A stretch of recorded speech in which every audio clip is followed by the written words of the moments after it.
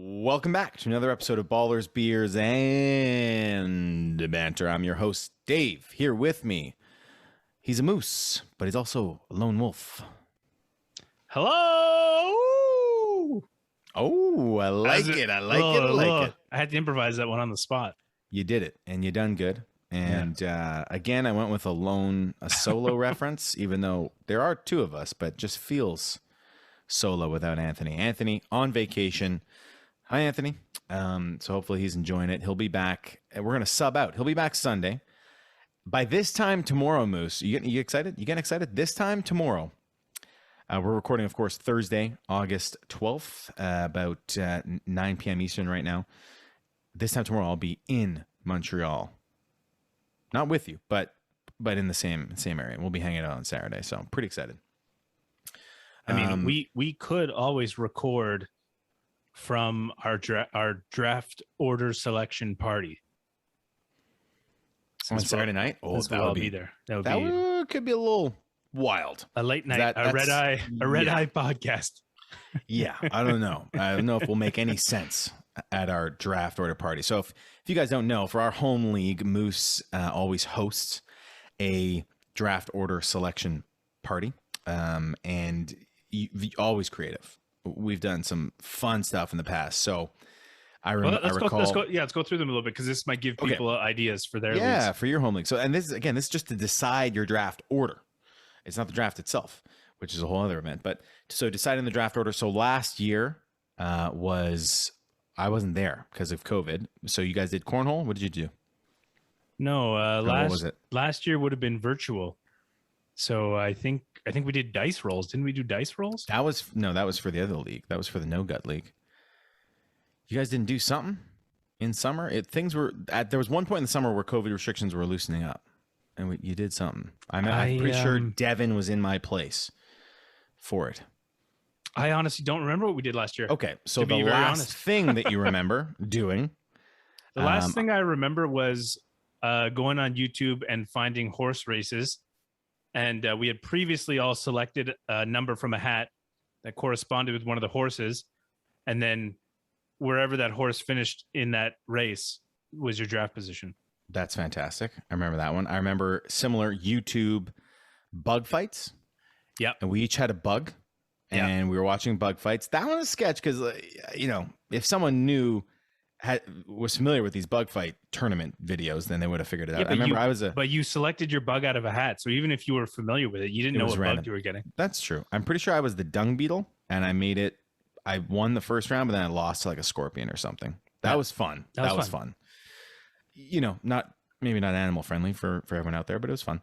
And what else to do? Bobbing for apples. I remember like a bobbing for apples one day. Yeah. There was one where, when you came into the party, you got a red party cup and there was a number underneath it.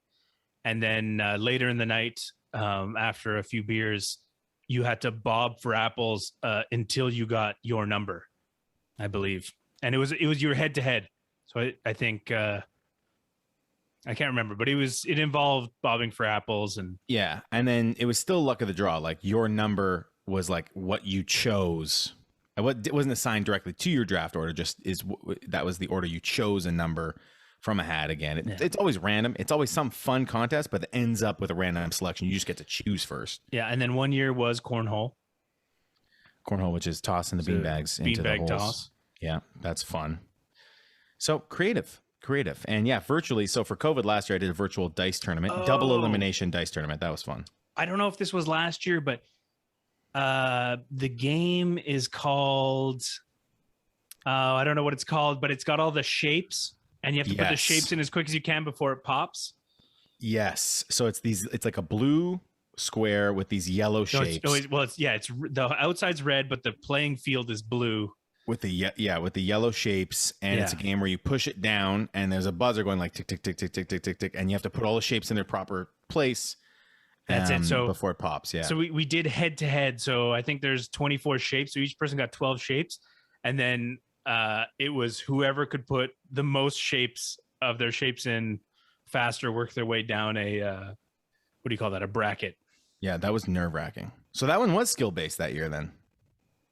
Well, I guess, but it's random because nobody It's not like anybody knew that was going to be happening. They just showed up and, you channeled their inner childhood, I guess. If someone had experience with that, then they had the upper hand. But anyways, when, Dave? Playing it as a kid, playing the shapes game as a kid. If you played it a bunch, it comes back. Muscle memory, Moose. Muscle memory. Way. But the thing is, because you don't even know what shapes you're going to get.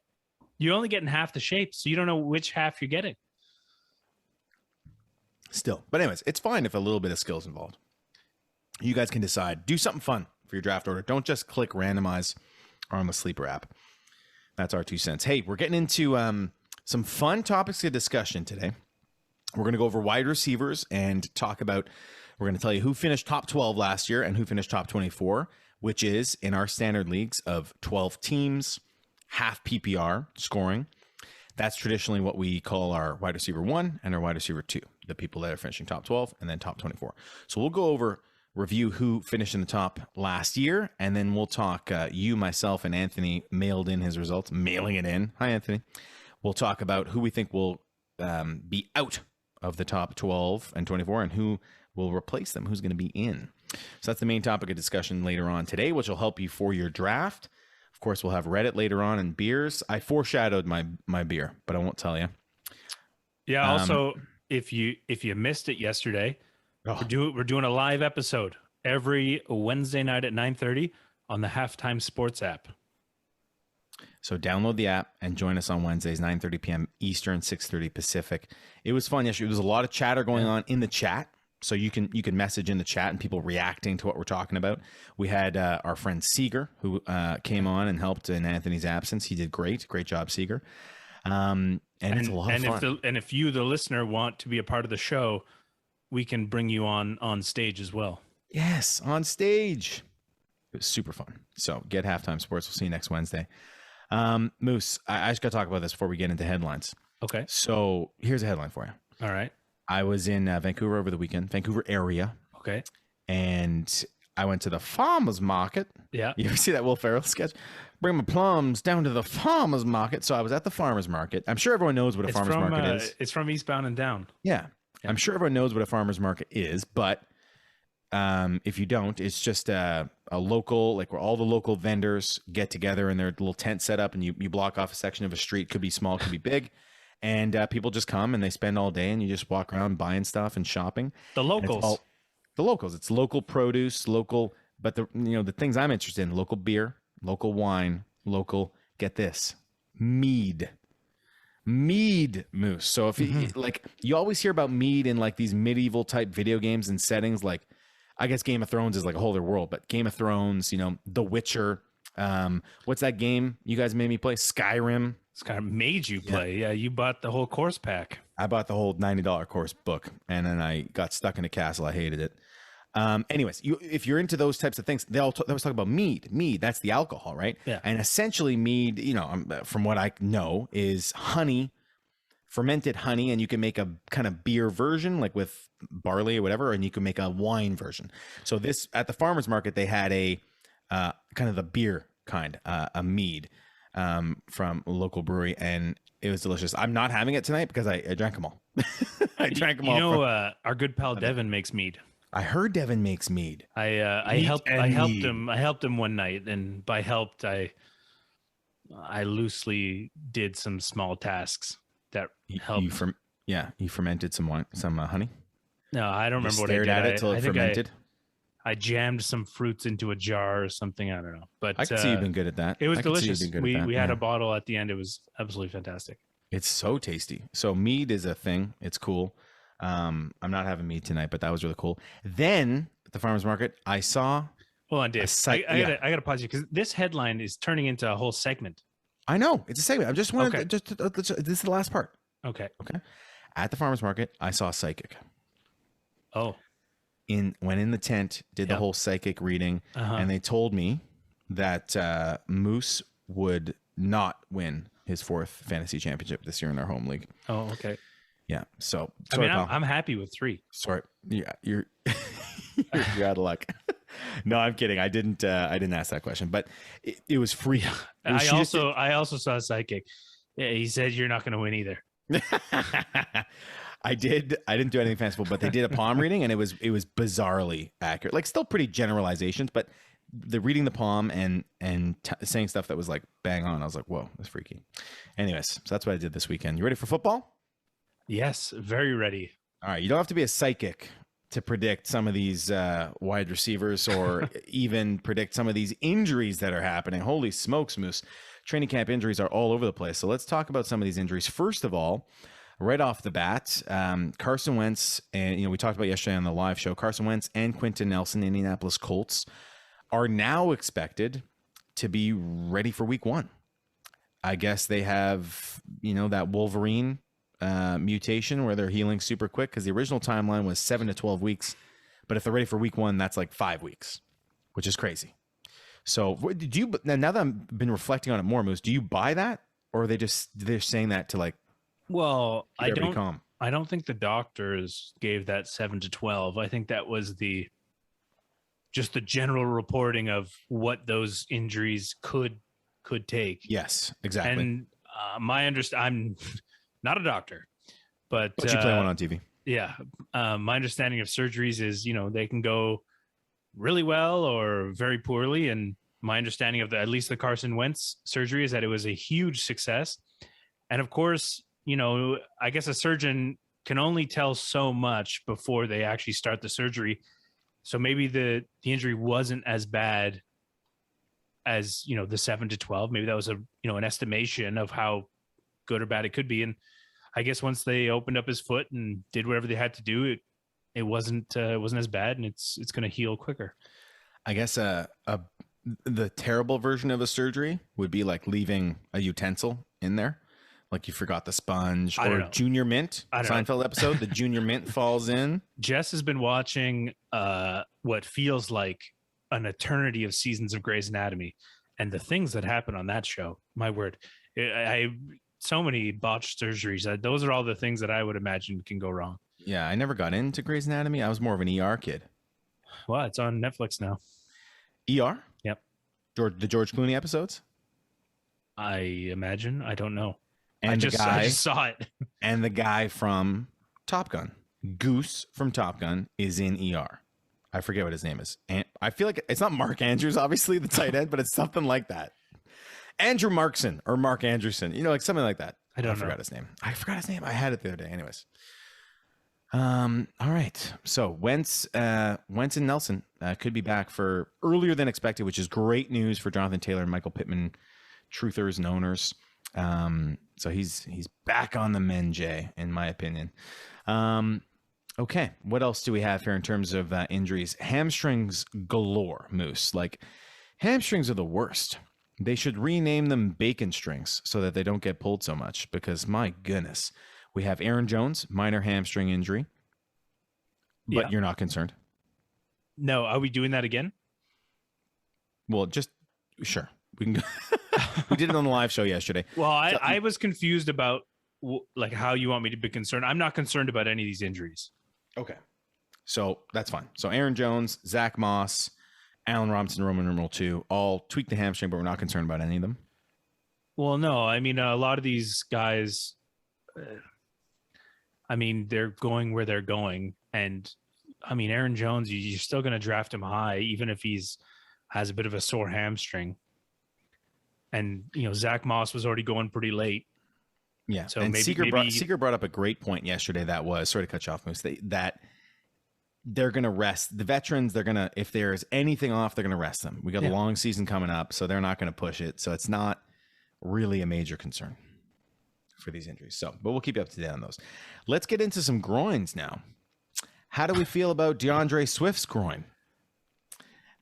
Tweaked it. DeAndre Swift has a little groin injury. Concerned about that one or no? I didn't. I thought he was also in the hamstring club. Oh, it could be hamstring. I'm looking. Rashad Bateman. You typed in the chat Swift groin injury. Oh, okay. Moose. So maybe he does. But okay. Rashad Bateman has the more important groin injury. That's a more serious groin, Rashad Bateman. So it's so serious it requires surgery. Groin which surgery. Is not a laughing matter. But groins, no surgery is. Groins are hilarious. Groins are funny. Yeah. Groins are funny. We're groin all in with the jokes. Yeah. You could write an episode of The Simpsons with that Matt Groin joke. So Rashad Bateman, a little more concerning. So this is a potential rookie kind of breakout. Everyone's looking for a receiver to do well in Baltimore, and he was on everyone's list. But now it looks like he'll be back sometime in September. But the thing is, it's classic Baltimore. There, Marquise Brown is injured. Rashad Bateman's injured. Sammy Watkins has a history. It looks like they're just going to be running again. Maybe they practice too hard. You should take it easy. Yeah, well, they're not. The receivers aren't used to catching balls in Baltimore. Like if they did a documentary this year for Baltimore, it'd be called Super Hard Knocks.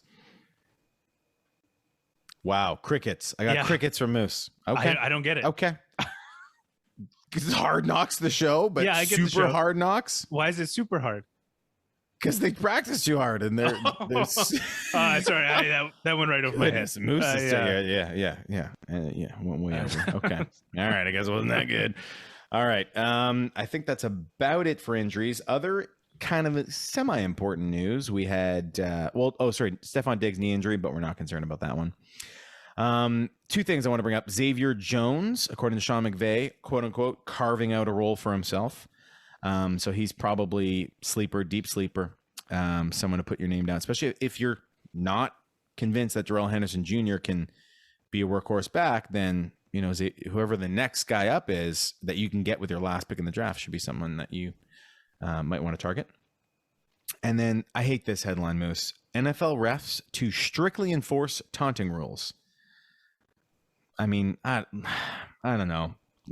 Keep the flags in your pockets. Keep the yellow flags in your pockets, That's my 2 cents. What do you think, Moose? I'm not bothered by this. You're unbothered? Unbothered. I mean, I just don't want them to return to the no fun league. Remember when No, I know. And I know because this is I know the whole thing. But I think there's a difference between the refs need to know the difference between what's taunting and what's like having a fun competitive sportsman battle or whatever, yelling in someone's face or running across the field to get into someone's face.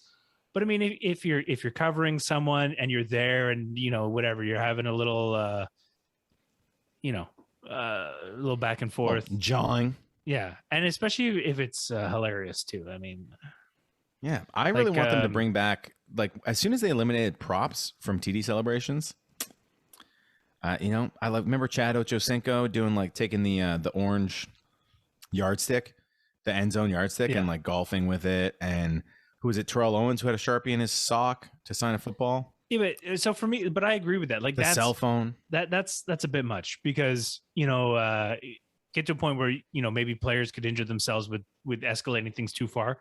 But I don't think. I think they went too far by not allowing celebrations at all. But I think even last season when they everybody was running up to the camera after a touchdown on the big screen, things like that are fun, and it's fun for the viewers.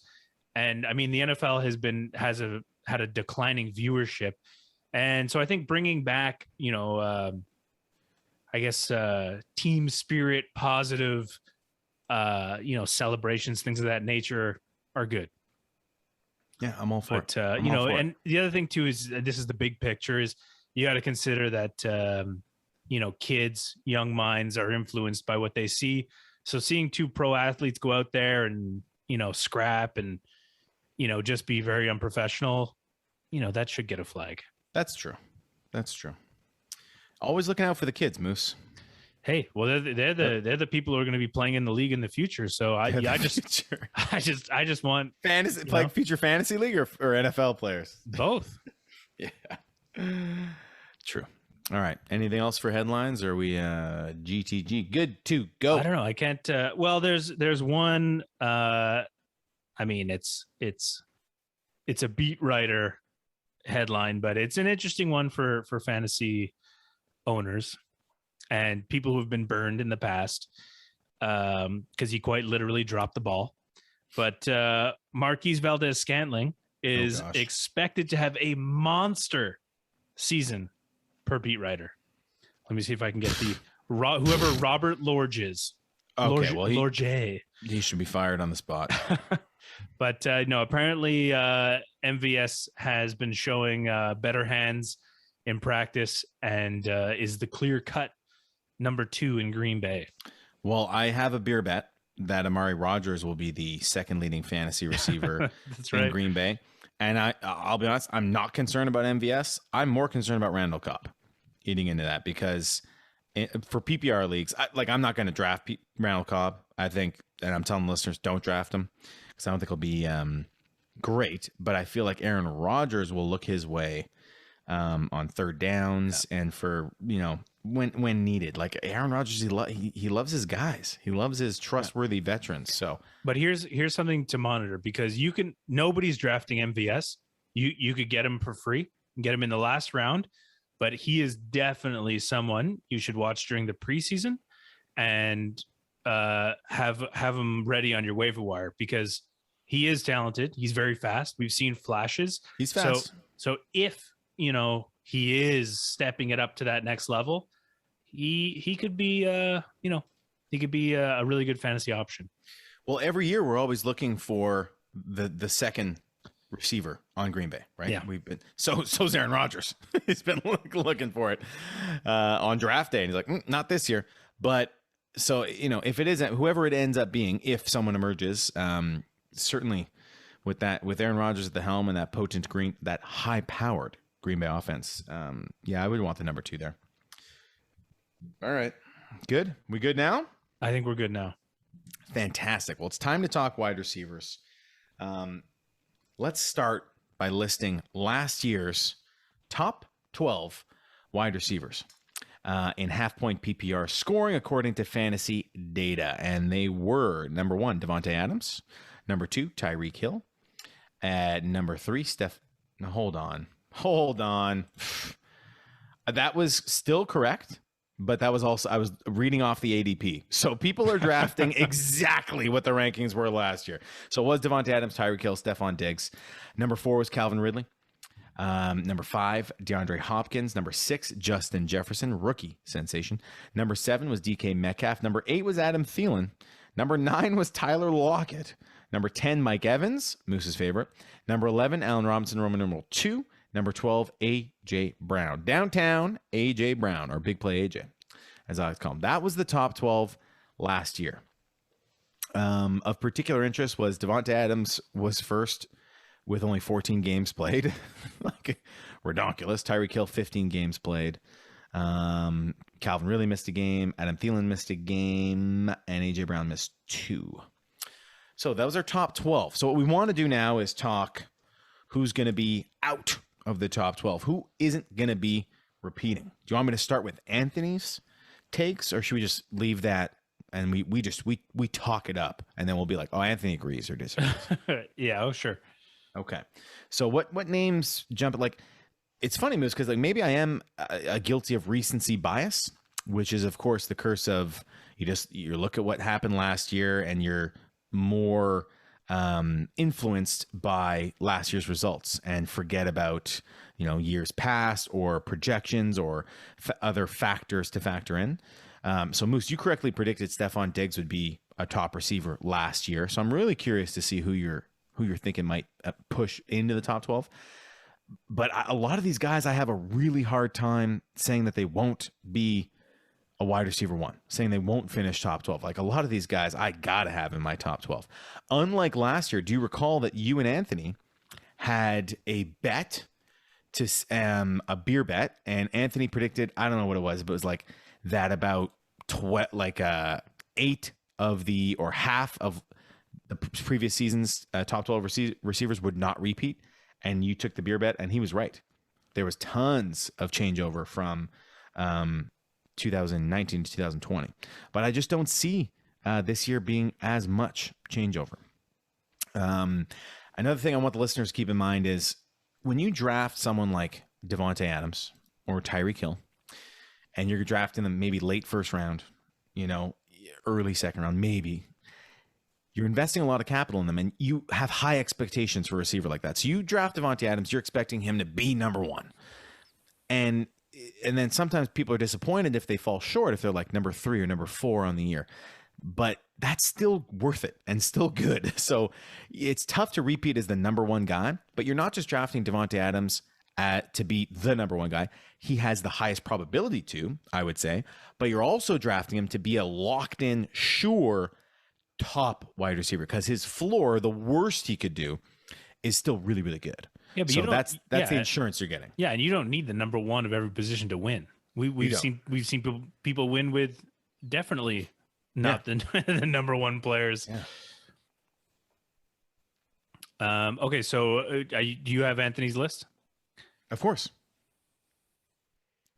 You want me to hit Anthony, or do you want to go? You said we were going to do Anthony's first and then talk about No, I want us to chime in first. Okay, well, that's the opposite of what we had agreed to. No, that's initially what I said, then I changed it. Oh, then you changed it. Flip-flop. Yeah, you just got to listen. Okay, so you listening? I'm listening. Okay. So, for me, I don't think Adam Thielen will be in the top 12. Yeah, guess what? I agree. So does Anthony. Yeah. He out. Adam Thielen, out. Do you think he'll be at least top 24? He'll remain a wide receiver 2? Yeah, okay, for sure. So he'll remain a wide receiver 2. Okay. For sure, because there's nobody else there. Justin Jefferson. But I mean, outside of Justin Jefferson. I'm like, dude. But outside of Justin Jefferson, I mean, they brought in Dede Westbrook. He's already injured. Olabisi Johnson, also, he's out for the season. And there's a rookie who, he won't be that. Well, there's, I think, Chad Beebe. I don't know. He showed a bit of promise last year, but I don't think he's going to eat into Adam Thielen. And of course, the rookies like Marquette Smith or something, and Dalvin Cook. Yeah, and I mean, so Dalvin Cook, and then the legendary emergence of Irv Smith Jr. Yeah, and your boy Ty Conklin. Yeah, so Adam Thielen out. He's a red zone machine. He's got great hands. He'll still be good. I was low on him last year. I shouldn't have been, coming off of his injury. He had a major hamstring injury. Okay, so he's out. We think he'll be a wide receiver 2. He's out of the top 12. I think a sure lock out of the top 12 is Lockett. I all think of that was so aggressive and very confusing. I'm sorry, Tyler Lockett. You can lock it in that he will be outside of the top 12 this year. He is a huge boomer. And here's the other thing: we're looking at end of year rankings, total fantasy points, but Ty Lockett finished 9th overall. But you were still probably just pulling your hair out with Ty Lockett last year because he scored 50% of his points in 3 games. So that's a boomer bust. No, I think he'll be in the top 12. You think he'll be top 12? Yeah, but that's it. But I would not suggest drafting him in your fantasy leagues. But I think he'll be top 12. Do you think DK Metcalf will also be top 12 again? Yeah. So you think, you think Russell Wilson's going to have 2 in the top 12 again? Okay. Yeah, I mean, unless Pete Carroll is a wild man and honestly thinks that they should just keep running it, I don't know why you wouldn't feed one of the best wide receiver duos in the league. You have a quarterback that can hit these guys way downfield. They're talent. Both of them are extremely talented. I don't know why they wouldn't go pass heavy. I mean, we saw it last season. It was very successful for them. Chris Carson is, I know it's a broken record, but he's, continuously injured. Behind Chris Carson, we have, rookies, who, it takes a bit of time for them to show talent. DJ Dallas had some opportunity last year. Didn't see much from him. Carlos Hyde is gone. So okay. Keep going. Yeah. So I that's the thing is I would assume that they would go pass heavy. And I think the 2 of them could easily be in the top 12. Okay. Well, I love DK. I think he's going to be in there, and he's super efficient. Ty Lockett had 132 targets last year. He caught 100 balls, 10 tutties. Big numbers, over 1,000 yards. It's tough. It's a tough call. I have a bias. For fantasy, yeah, forget about it. Like, don't draft Ty Lockett. But if we're talking top 12, yeah, I think he could be in the top 12. Yeah, I have him out top 12. Dwayne Eskridge there, big rookie who's supposed to have an impact, and Gerald Everett. I think Gerald Everett could vulture a lot of touchdowns, a lot of tutties from Ty Lockett. And DK, don't forget, I expect DK to take strides forward. They're not just going to not pass the Ty Lockett. They just paid him a pile of cash for what, 5 years? I know. So they got plans for him. All right. Anthony agrees Lockett will be out of the top 12. Moose disagrees. Our first disagreement. Moose, do you want to take a beer bet? Me and Anthony, I'm speaking on his behalf. Tyler Lockett does not finish in the top 12. I'll take it. Stamp it in the sand, ladies and gentlemen. That's our first. We got a Tyler Lockett beer bet. Lock it in. Lock it in, the beer bet. All right. Moose, Mike Evans finished 10th on the season last year. 70 receptions, 1,000 yards. I think he's every season of his career, he's had 1,000 yards, like 8 in a row. That's a record. 13 touchdowns with Tom Brady. How are we feeling that? You're the big Mike Evans supporter. You're the big Mike Evans truther. He's out. He's out of the top 10. Oh yeah, for sure. Top 12, I should say. And you know what? I got to agree with you. And you know why? Especially with the news of Antonio Brown apparently being as fast as he was 4 years ago. It's the too many mouths to feed syndrome. And that. I think Chris Godwin being out for an extended time last year, like dealing with injuries. Remember, he had a broken finger. He had a lower body injury. Chris Godwin was not himself. And Chris Godwin 2 seasons ago was the number 2 wide receiver on the year in half PPR. So I think Godwin will return. I think they'll both be good, but they'll both be on the cusp of wide receiver 1 territory, Godwin and Evans. I think if the reports are accurate about Antonio Brown. Reports are always accurate. Out of training camp? Always. Well, it came from the man himself. If what Bruce Arians is saying about Antonio Brown, I think both Chris Godwin and Mike Evans are going to take a hit because we know Tom Brady loves Antonio Brown. So you're going to know that he immediately becomes the first target. So I'd be well, he's got a particular role, right? He's the slot receiver. So, yes, Antonio Brown could be, and from where Antonio Brown's being drafted, woof. Yeah. He returning tons of it. It's actually absurd where he's being drafted in ADP right now. I think you can get him in like round 9. But think about Julian Edelman in his heyday or Wes Welker in his heyday. Different offense, mind you. It's Bruce Arians' offense, but it's still Tom Brady at the helm. But let's not forget, like he could cryogenically freeze his feet any day now and just be out for the season. So. Yes, or some sort of drama or something. Maybe he'll decide he can't wear the helmet. Okay. Wow. So let's not forget those days. You say Mike Evans out. All right. Yeah. I mean, he was 10th. I mean, he barely scraped into the top 12. So now with added targets, I mean, it's hard to see him. Yep. And I agree with you. I think he'll finish outside the top 12, and so does Anthony. Yeah. Wow, he agrees. Mike Evans out. All right, who else, Moose? Who else is out? Yeah, that's it for me. Well, on that list, like I cannot see Devontae Adams, Tyreek Hill, Stephon Diggs. You got to lock him in as top 12. Calvin Ridley. One more person has to be out because Ceedee Lamb is in. Well, we'll talk about it. So okay. Me and Anthony have Thielen, Lockett, Evans out of the top 12. You only have Lockett and Evans. Thielen and Evans out of the top 12. How do you feel about AJ Brown or Allen Robinson? Maybe one of those you think could be out of the top 12. And I'll be okay with it. Yeah, I think either one of them could fall out. I mean, they're on the cusp, right? So they would have to do equally or better than last season.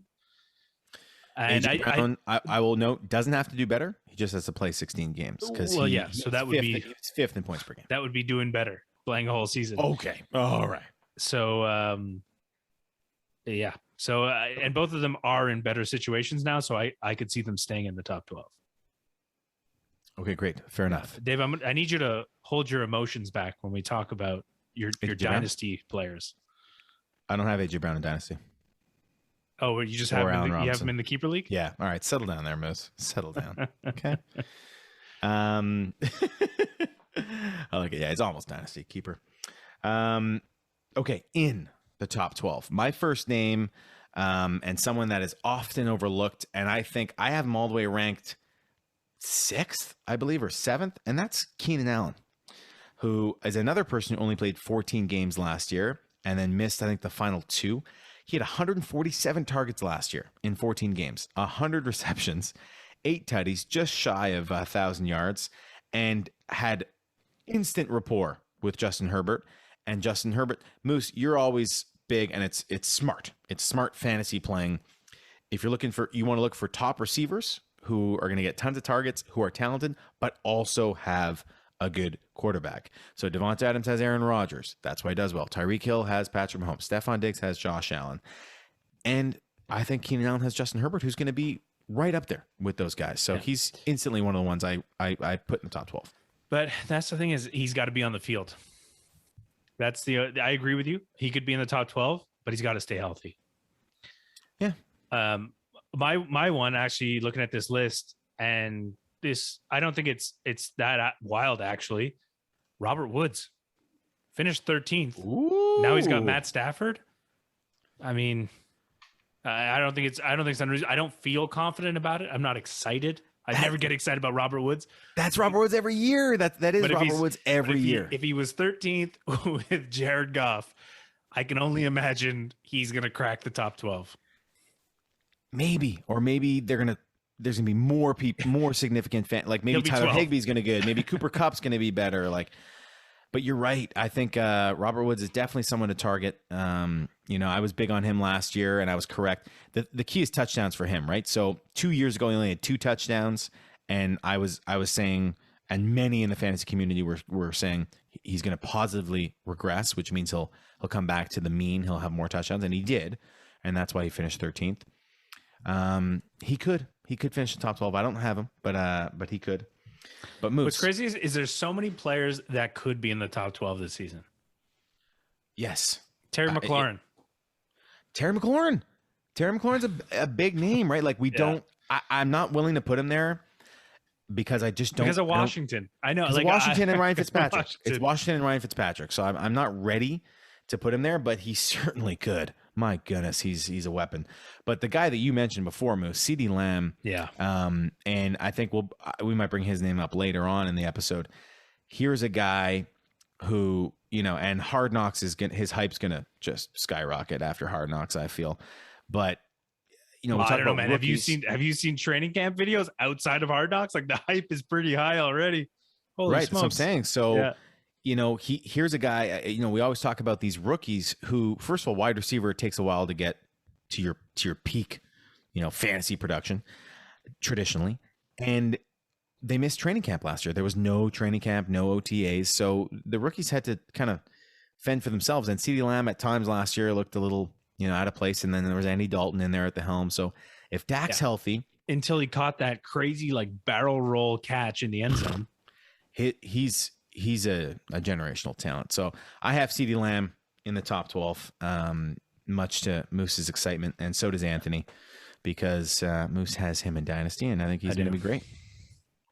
Yeah, and I hope, I guess this should have been in our headlines as well, but Dak had he went and had another MRI, not because of a worsened injury, but as a precaution, just to make sure that everything was how it should be, I guess, to play it safe. I don't know. I didn't see anything after that. That's all I saw. It was just that he was going to have another MRI, but that it wasn't because further injury. It was just a precautionary thing just to see if everything was on the up and up. Okay. Moose, you mentioned Keenan Allen staying healthy, and I just want to roll back to that. How much time has he missed? So he missed 2 last year. That's the problem. He does a bit like the Julio Jones, where he gets a hamstring injury and then he goes out and he plays injured. So although he may not have missed a lot of time, he goes out and he plays hampered. He obviously doesn't have a good game. I get you. So I have him. Yeah, last year 14 games, finished 14th in PPR. The year before finished 6th in PPR, 16 games played. The year before 12th. The year before 3rd. Yeah, no, I fully agree with you that I think Keenan Allen could crack the top 12, but again, he's got to stay. Let's just put it this way: he's got to stay at 100%. If he's playing less than 100%, he's not going to do it. 100 P. All right. So to recap, we have agreed that Thielen and Evans are out of the top 12. Keenan Allen could be. Robert Woods could be. Ceedee Lamb, I think we all can agree, could be in there. And Anthony and I think Lockett's out, but Moose doesn't. All right. Now we get into the meaty part, guy. We get into the top 24. So, Moose, do you want to read off the next bunch? Yeah, well, a lot of them are people we already mentioned. So at 13, we have Robert Woods, Keenan Allen, Brandon Cooks, Amari Cooper, Marvin Jones Jr., Juju Smith-Schuster, Chase Claypool, Terry McLaurin, DJ Moore, Deontay Johnson, Robbie Anderson, and at number 24, Ceedee Lamb. Ceedee Lamb. He's going to upgrade from Ceedee Lamb to DVD Lamb this year. And then, or it might go straight to Blu-ray, or what's after? Streaming. He'll be his own streaming service. I don't know. You're the tech guy. It went CDs, DVDs, like what else? MP3 player. Could be MP3 then, Lamb. I mean, Spotify Lamb. Different medium, but yeah. Yeah, I know. I don't know what I'm talking. It was just like, this is terrible. I think I think what you're looking for, a more suitable name change would be Ceedee Goat. Yes, I like it. Future GOAT. All right. So on this list, Moose, to me, there's some easy ones who will be out of the top 24. So I think we can all agree. Let's count down, and me, you, and Anthony and Spirit will all say that the first name that we think will be out of the top 24. Ready? Okay. 3, 2, 1. Marvin Jones Cooks. Jr. Ah, that was the other one I was looking at, and I'm like, oh, he could say this one.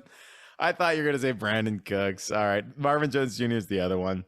Had just some spectacular games with Kenny Galladay out last year in Detroit. Now Marvin Jones Jr. is in Jacksonville competing with DJ Chark, Laviska Shenault, Travis Etienne, James Robinson. We don't know what that offense is going to be like. So that is an easy name to kick out of the top 24. I'm not completely in disagreement about Brandon Cooks, but he's like the only option. Well, that's what I said a couple episodes ago, and you were like, no, Brandon Cooks. Yeah. Oh, I'm not thrilled about Brandon Cooks, but I still think he'll be he's going to get targets. It's going to be close. I know. He had 119 targets last year. I'll put him at like 24th. He'll be the 24th. Or 25. Yeah. Yeah. One of those. Not super, but there's so many other names of people that could pop in here. But anyways, so Marvin Jones Jr. out, maybe Brandon Cooks. And then on that list, like the rest of them, I don't know, man. How do you feel? The rest of them are all going to stay in the top 24. You think so? Robbie Anderson? Yeah, I think so. With Sam Darnold, I think he could have a good season. I think a lot of people. I think DJ Moore will skip ahead of him. I think DJ Moore was underused last year with Teddy B. And you got to remember, Robbie Anderson had a really hot start. He was he was in the top 5 or 6 receivers for a while. And then he dropped off the map. But he already has a rapport with Sam. Well, they didn't do well with the Jets in their time with the Jets. They did not do well. It's the Jets, right? But so what rapport? Like I don't know. I have him outside the top 24 because there's so many other names that I have popping in there. What about Juju Smith-Schuster? Yeah. I mean, if they keep slinging it, why not? They can't. Like so. Ben Roethlisberger was throwing the ball 50 times a game last year.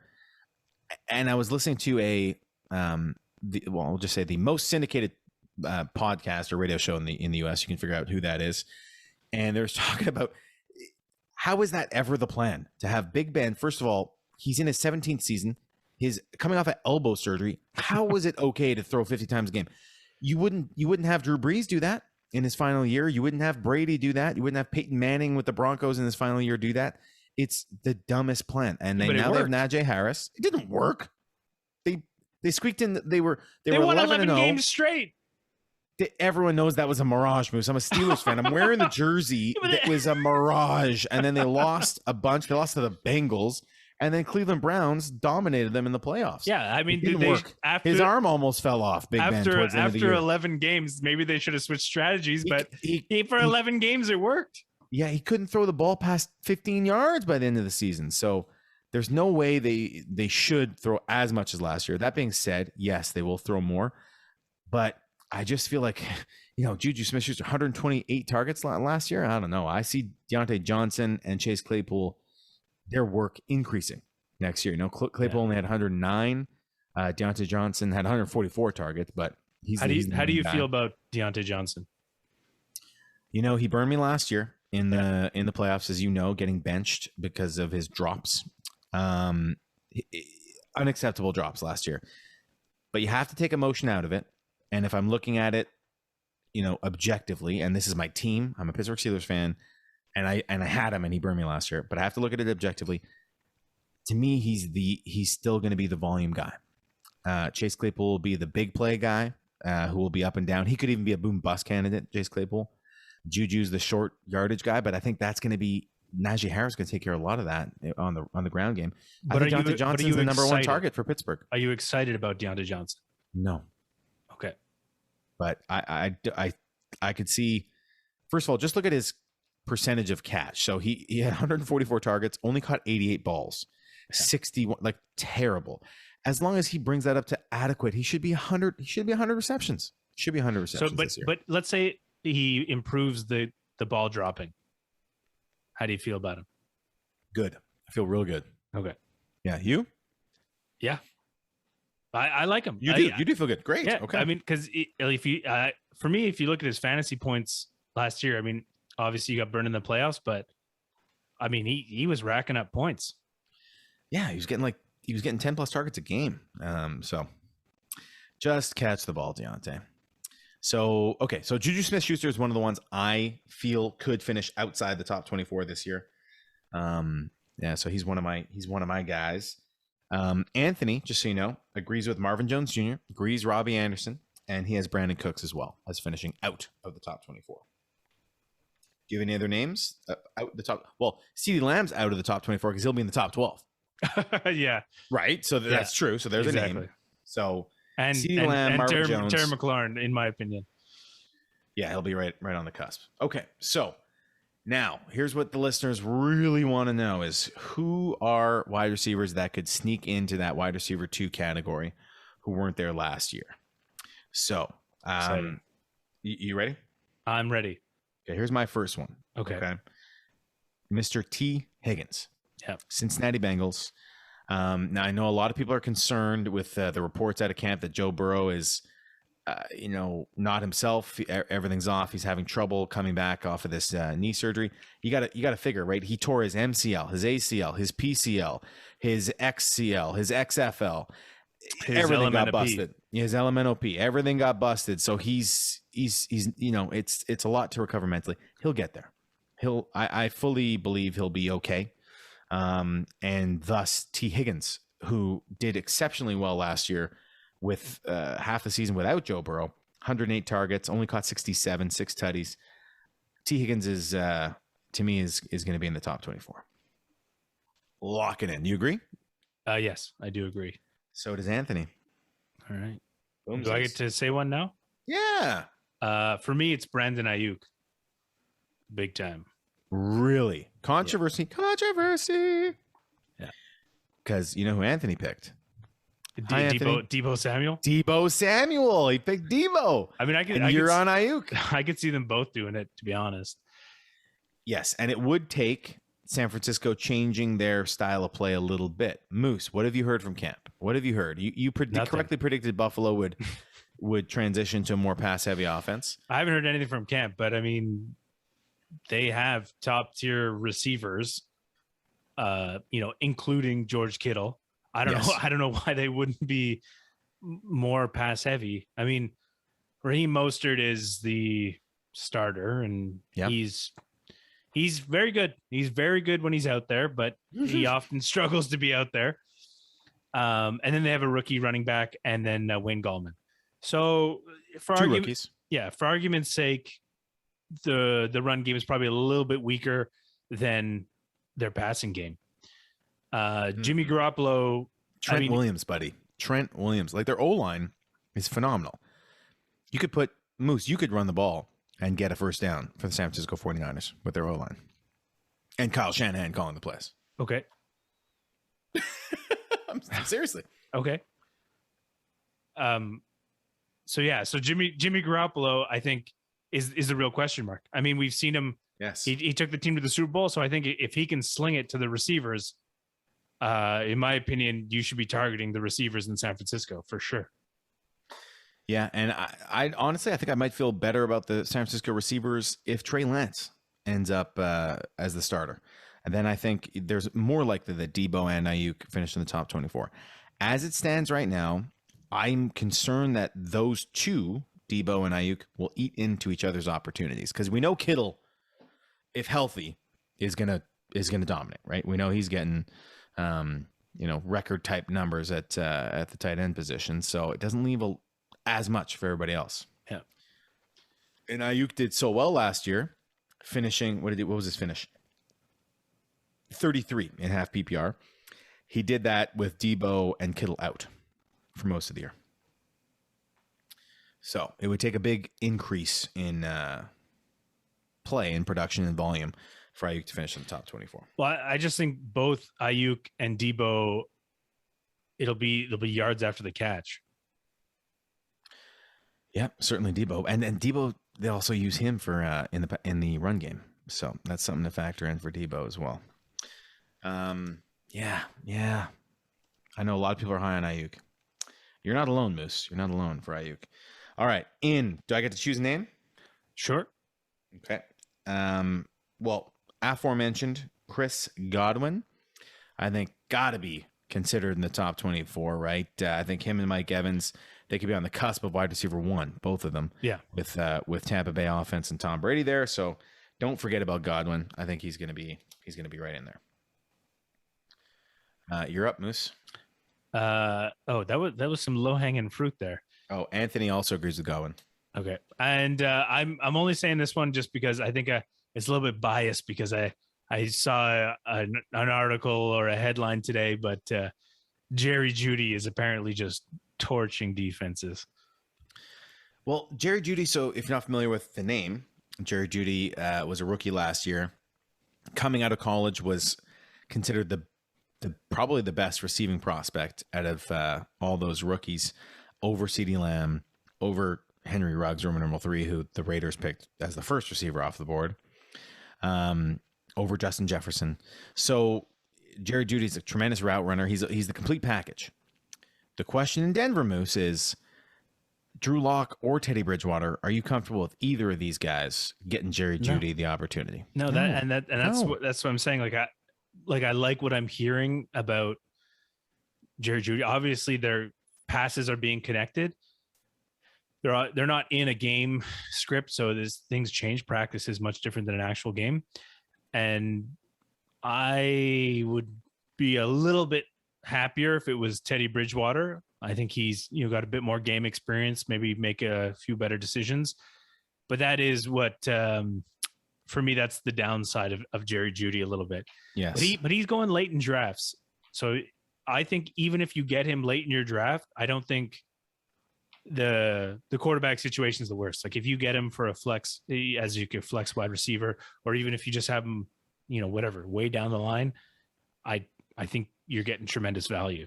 Okay, so there is the quarterback concern. What about Cortland Sutton, who is missed the whole year last year, come back from injury, and was the number 1 on Denver and had a rapport with Drew Lock? Are you concerned at all about his presence? Not really. Okay. Mostly because I haven't heard anything about Cortland Sutton. Okay. Cortland Sutton's being drafted as the 33rd wide receiver off the board, 85th overall.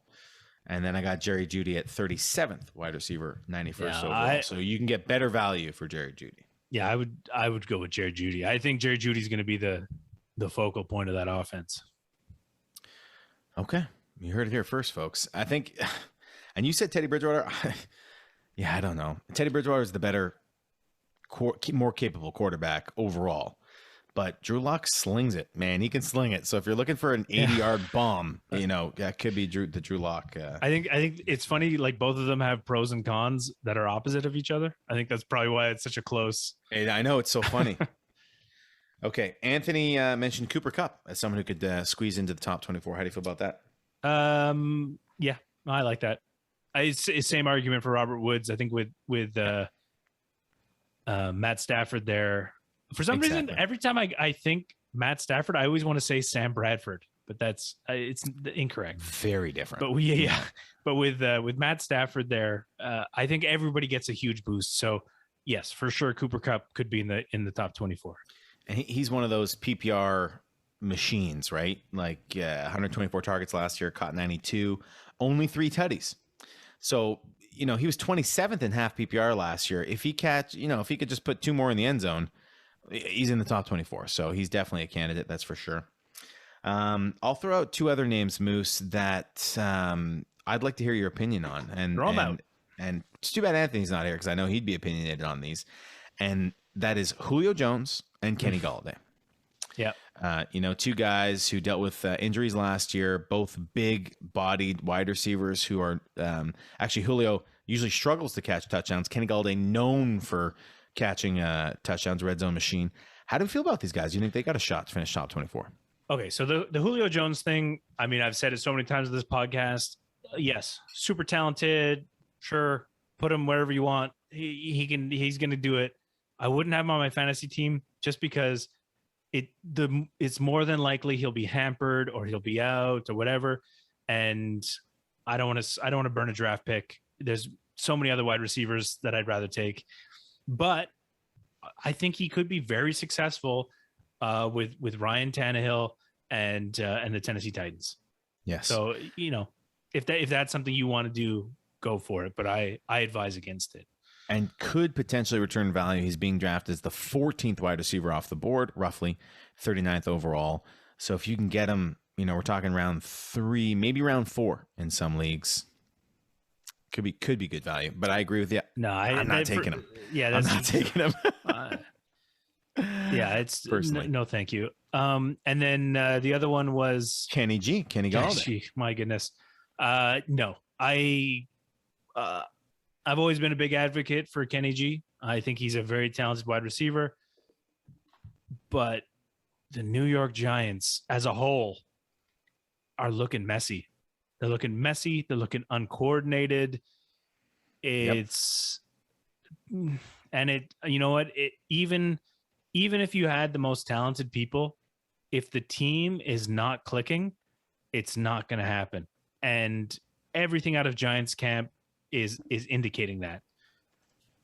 I know people are excited about guys like Kenny G, Saquon Barkley, but I don't know. Just outside of all the other issues that are going, the team looks like it's going to be and then toxic locker room, toxic field.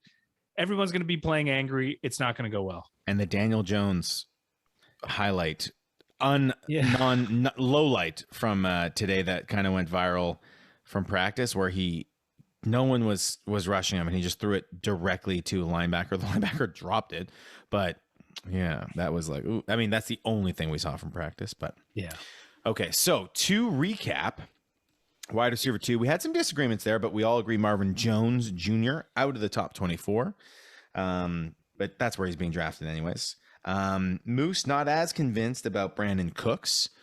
Could be there. Anthony and I feel he'll be out of the top 24. But I think he'll only be there based off of opportunity.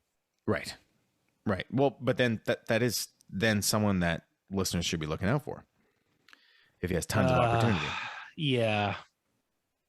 And he's being drafted 40th wide receiver off the board. So here's someone that you're saying could finish in the top 24, and he's being drafted as the 40th receiver off the board. Yeah, but it's a big could. Like, there's so many other more reassuring people you could go with.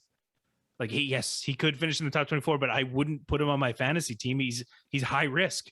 He's a high risk top 24. Well, he does get injured, but Brandon Cooks has played. He had 3 consecutive 1,000-yard seasons with 3 different teams and quarterbacks. He just continually, no matter where he is or who's throwing him the ball, continues to find ways to produce. So yeah, I mean, we named plenty of other people that I would rather take over Brandon Cooks, but that's not to say that he won't finish in the top 24. Okay, to continue on, Robbie Anderson, Anthony and I feel out of the top 24. Moose not as convinced. Ceedee Lamb will be out of the top 24 because he'll be in the top 12. Stamp it in the sand. And then players that could be in, we mentioned Cooper Kupp, T. Higgins, Deebo, or Brandon Aiyuk. Chris Godwin is a lock. And we said Julio Jones probably, but we're not excited about drafting him. Kenny Galladay, we're not too convinced. All right. That was a blast. I love this. And we're going to roll right into our next segment, which is They Said It Already. Beautiful. And I don't know if there's something different about your setup, but there was like a little echo at the end. You're damn right. I did that on purpose. Ambiance. Yeah. All right. Today's They Said It on Reddit comes from user NFL Fantasy. And the question is, who's the player you're trying to leave every draft with this season? It's a great question. It's a great question. And regardless of where, right? So who's the person you're kind of reaching on, right? Yeah. So, I mean, I've been doing quite a few mock drafts of late, PPR mock drafts, and I find myself reaching on Ceedee Lamb. And he's being on these mock drafts. We don't know how when you're Dave. Come on, yeah, we know Ceedee Lamb. There's got to be somebody else that's a little less obvious. Everyone wants Ceedee Lamb. Okay, well, hold on just a second. Just hold your horses. So in half PPR, Ceedee Lamb's being drafted 13th receiver off the board, 38th overall. But I like him. I like him for where he's being drafted. So he's one that I'm targeting in drafts. Moose. Another one is T. Higgins, the aforementioned T. Higgins, who, for where he's being drafted, he's a marquee to the mid-round from earlier episode. 29th receiver off the board. We just talked about him finishing in the top 24, potentially even higher. So he's another one that I don't mind reaching on. 73rd ADP in half PPR. Some quick math tells me that's round 6 beyond, and I'd be happy taking him in round 5 for sure. So who's your pick, Moose? I'm not leaving a draft without Bryan Edwards. 100%. I've seen some of the catches he's making in camp. Is incredible. Looks like Derek Carr and Bryan Edwards are connecting. The height that he's jumping huge. for balls, it's absolutely incredible. So for me, I definitely don't want to leave a draft without Bryan Edwards. Somebody else, AJ Green. AJ Green is going practically for free. And he could easily be the second wide receiver in a high passing offense. So with Kyler Murray. Kyler Murray. Good quarterback. So provided AJ Green is healthy, you get him in the last round of your draft, you have, a very viable fantasy asset. So AJ Green is someone that I don't want to leave a draft without. Wow, great name, Moose. I like it. Connor, our boy Connor is going to love that because he's always been an AJ Green fan. So Connor, there you go. Now, Moose, your Bryan Edwards take. How are you going to manage to take him and Harrison Butker around the same spot? I mean, who will you prioritize? Harrison Butker, kicker. That's a kicker, everybody. Or Bryan Edwards? Well, I take Bryan Edwards. I might take Bryan Edwards earlier than the last rounds. Okay. But right now you can get him with your last pick, generally speaking, unless you listen to this podcast. And then once you get beyond like round 10 of your draft, once you have all your studs, like get your guys, right? So if you're really big on Bryan Edwards, you might as well snag him if you're confident in him. He's being drafted 239th overall right now. Sandwich between Rondale Moore, who's a rookie for Arizona, who AJ Green will be competing with, and Jalen Reagor, who is a sophomore with Philadelphia, and Philadelphia looks like a tire fire right now. So that's the area they're going in. Very interesting. I like those names, though, Moose. Very good names. And then, of course, Moose, I really thought you were going to say just like Travis Kelce. Like tight end. Like, I ain't leaving the draft without Travis Kelce. Yeah, but everybody, these are all names that people are going to take. Everybody wants these people on their team. Right. But they I think this guy's looking for a couple of marquees of the mid round, as we say. A couple of gems hidden away sleepers that people aren't thinking about. Okay. All right. Awesome. Well, that's good. So, Moose, I foreshadowed what I was drinking with the lone wolf comment. Did you foreshadow it, or did the fortune teller tell you this? No, I foreshadowed it. Wolf. So you're the fortune teller. I'm the foreshadower. Did you skip English? Did you skip grade 9 English, Moose? Foreshadow. Okay. It's Wolf Brewing Company, and it's Golden Honey Ale. Not a mead, but a honey ale. And this was delicious. Let me tell you. They got whales on it. I don't know what got the whales on the label, but that was tasty. It was a tasty brew. What are you drinking? Well, I foreshadowed my beer with AJ Green because I'm drinking a Rolling Rock. Oh, the green can. Which is in a green can. Classic. Moose, I got to pack. I got to finish packing. I'm almost fully packed, but I'm leaving. I got to be at the airport tomorrow. Coming to you. I got to be at the airport like 4:30 a.m. Pacific time. So, would you have any packing tips, Moose? Any packing tips for me? Yeah. Well, I mean, how you're packing quite a bit, right? Because you're going to be here for a couple 3 weeks. weeks. Yeah. Roll everything up. Camping style. I did it. I rolled it up. Rolled my shirts, my undies, everything. Rolled them up. Tight little package. We're good to go. I'd say that's the only packing tip I have, I think. Yeah. Is it 290? Is it more than 295 Kelvin over there? Should I pack humid. Sunscreen? It's been humid, yeah. It's been humid. Don't forget to pack your podcast gear.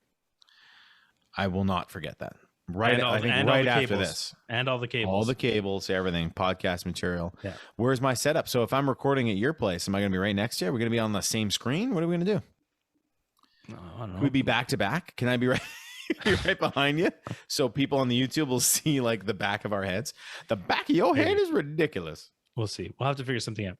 All but anyways, Dave, I know pre-podcast we were talking about I've been doing some landscaping. And yes. Yeah. So for those of you who don't know, you have to maintain a lawn. You can't just let it go. And the people whom I bought the house from were elderly, did not take care of the lawn. It's full of weeds. The grass is dead. There's I think they call it clover everywhere. So the clover. Yeah. Clover? Yeah. Okay. So the like 4-leaf or 3-leaf? Mostly 3-leaf from what I've seen. Okay. Are those the lucky ones? No, 4-leaf. 4-leaf clovers are the lucky ones. Oh, okay. Come on, Dave. I forgot. And anyway, so the first step to repairing your lawn and getting rid of weeds and all these things to get the grass back is you have to dethatch your lawn, which is exhausting. If you can buy a machine, electric powered machine you just push it like a lawnmower and it dethatches the lawn. But, I thought, hey, I'm going to get a workout out of this. So I bought a dethatching rake and it is absolutely exhausting. But what's the how do you thatch a lawn? Like what is the thatch? You thatch a lawn by just not taking care of it. And basically the grass grows underneath and it gets dead and sort of knotted and all the weeds sort of just get chaotic. So basically dethatching a lawn is kind of like combing your hair. It's like getting your hair untangled. So, and you've been a little unfamiliar with that for quite some time. So this took some learning. Well, it's more exhausting than combing your hair. That's for sure.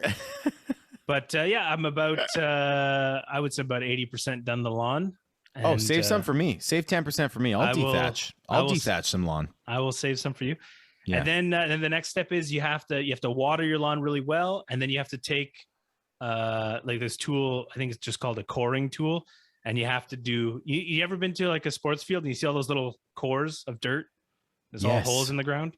Yeah, I broke my leg one time in the first rugby game of the season because my cleats got stuck in those holes. Are those thatch holes? Are those dethatched holes that we're saying?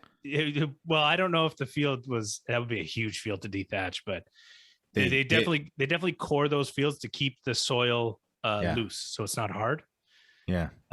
And so you do that to the whole lawn, and then you take your grass seed and you put it in one of those dispensers and you seed your lawn, and and then hopefully you have a much greener lawn. And you do the process of overseeding, and the grass will choke out the weeds. So Moose, West Coast trend that is going to be coming to you, and especially with the new UN reports about the environment coming out that are alarming. People don't water their lawns out here. They just, if there's no rain, there's no rain. They just let it go. Okay, but it rains a lot. It rains a lot out west. No, not in the summer. We had Victoria went 60 days without rain, 60 consecutive days without rain in the summer. It's awesome out here. I mean, it's not good for the forest fires and the heat wave, but also people just don't know how to water your lawn. You're not supposed to water your lawn for like more than 7 minutes. You're just supposed to just water for 5 to 7 minutes. Or just a sprinkle. A sprinkle. People let it go all afternoon. That's what they don't want. But I mean, watering it 5-7 minutes, it's not that much water. Not so bad. And could you use recycled water to water your lawn? Why not? Yeah, why not? Yeah, soapy water or whatever. That's what rain is. Yeah. So Science, so much learning, thatching, Science. dethatching, coring your lawn. That was a whole segment, Moose. That was you maybe got a whole other podcast on your hands here. Hey, if there's any other homeowners out there who are like, oh man, I got to do this project, hit me up. I've done so much in the last year, and I'll give you some of these YouTube guys. I learned how to do all this off YouTube. I didn't know how to take care of a lawn, but now I know. Now you know, and if you don't know, now you know. Well, great, Moose. Really, I'm looking forward to hanging out on your dethatched lawn this weekend. And of course, this Sunday I will be, as I start my vacation back home, I'll be up at the cottage that Sunday. So this Sunday coming, Anthony will be back. It'll be Anthony and Moose. I'm looking forward to that. You guys should just do a debate segment where you just Mike Evans or something, and you just go back and forth. But I think QBs and tight ends will be on the agenda, top 12. And don't forget to, if you do have comments for Moose about thatching or football, 3bfantasypod@gmail.com. Dethatching. You don't thatch a lawn. Sorry. Well, it got thatched somehow if you're dethatching it, Moose. Yeah, but so I'm you don't just have saying. to do anything to thatch a lawn. You just let it go. I don't know. It sounds like a thing. But if you have any comments, 3bfantasypod@gmail.com or Instagram, Twitter, Facebook. And of course, we'll see you live next Wednesday, Halftime Sports, 9:30 p.m. Eastern, 6:30 p.m. Pacific. As always, thanks for listening. We'll see you next time. Ciao. Ciao.